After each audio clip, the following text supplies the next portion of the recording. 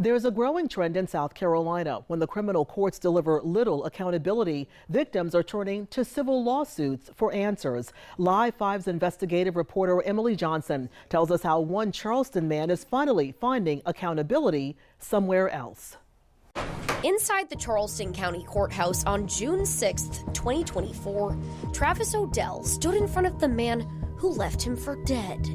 I wish that you had to look at all of the pictures and videos of what you did to me on repeat, because you were not there in the hospital when I was dying. What exactly left him in the hospital dying? ODell was driving a pedicab for customers in downtown Charleston on May 13, 2022, when he was suddenly hit from behind. Within 8 seconds, a literal blur goes by. The term someone used was speeding bullet. Attorneys say ODell was launched more than 80 feet into the air and slid another 60 feet once he hit the pavement. To put that in perspective, when I was on the step-down floor at MUSC, I was on the 8th floor, which is 8 stories tall. And so I flew about that distance. Andrew Demetre, then 22, was driving a black BMW going about 75 miles per hour near Meeting and George Streets. Court records state Demetre had a .165 blood alcohol level at the time of the crash, twice the legal limit. He left the scene and was found about 6 blocks away near Market and Meeting Streets. I was physically immobile, couldn't move. All 4 quadrants of my body were damaged, both legs, both arms in some way. ODell, a man who loved to hike, run, and surf, was left with 22 broken bones, and since then has had over 20 surgeries. And it was almost ironic because I'd never broken a bone before, and then I broke, I think it was 22 at once. Well, I didn't break them. Someone else broke them for me. Fast forward to February of last year, after Demetre was let out on bond for the charges, he was arrested again on assault and battery, allegedly leaving a young woman with a fractured rib, cuts, and bruises. Clearly a violation of his bond, Demetre's attorneys quickly shifted his case. And so they've decided to turn that bond revocation hearing into a plea hearing. And that was like being hit by a car all over again, because I was like, what are you telling me? In June last year, ODell and Demetre stood before Judge Bentley Price, just weeks before he vacated the bench indefinitely after being deemed unqualified by the South Carolina Bar Association.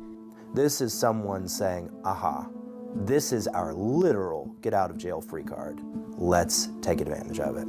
Demetre pleaded guilty to DUI charges but entered an Alford plea for fleeing the scene of the crime, which means he accepted the sentencing but did not admit guilt. Price sentenced Demetre to only 1 year in prison, a charge that could be up to 30 years behind bars. But Demetre only spent 160 days in prison, getting released on November 27, 2024. I think it was my 19th surgery on the day after Thanksgiving.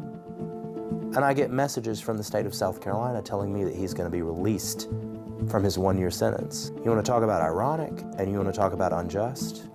He didn't even have to miss a holiday with his family. Trying to find some form of justice in his case, ODell contacted attorney Roy Willey to take civil actions against Demetre.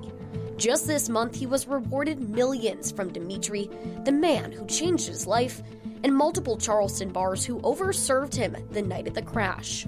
We can't fix the fact that Travis was in ICU and in hospitals for months and lost that time from his life, right? We can't fix that.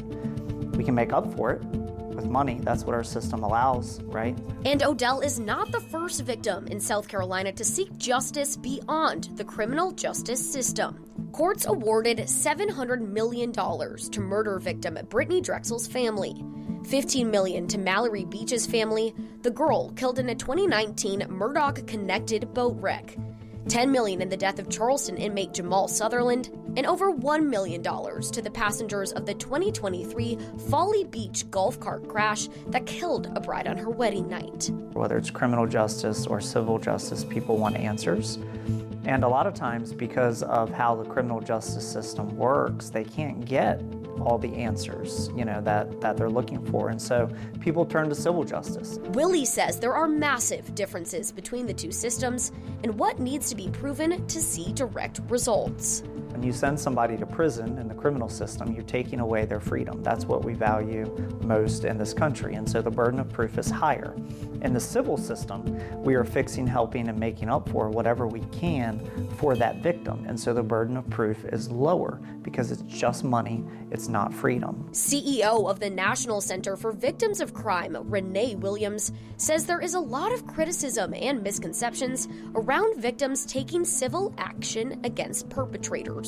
There's this misconception that if you file a lawsuit, it's all about money. And I will say that no victim has ever come to us and said they were worried about a jury verdict or getting money. They almost always say that they didn't feel justice was done, and they want to make sure that this doesn't happen to anybody else. Both Williams and ODell say victims are really left out of the criminal process, which is why the civil process allows an opportunity to see direct results and sometimes change. It was made very clear that while I was the victim, I was not the one being represented. It's the state versus Andrew. When they become the plaintiffs in a civil suit, they're really driving the boat. A lot of times it's the first time they've had control over a case, and it's first time they've been able to exert that control. And so that's incredibly freeing. Even if ODell felt his voice was not heard when he stood before the man who broke 22 of his bones, at least now he can walk away with a different kind of justice. We can't really even adequately make up for that loss of ability to walk, but we can help it. The justice to be had isn't in the criminal justice system, it's more on the civil side. For Live 5 Investigates, I'm Emily Johnson.